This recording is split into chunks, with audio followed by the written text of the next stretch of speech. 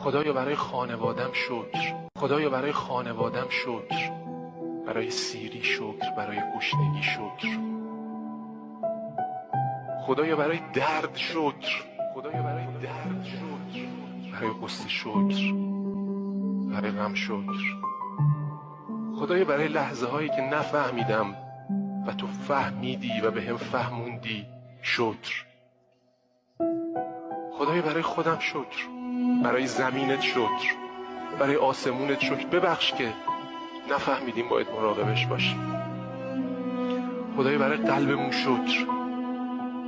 خدایا برای اینکه یک روز میایم پیشت، خدایا برای اینکه یک روز میایم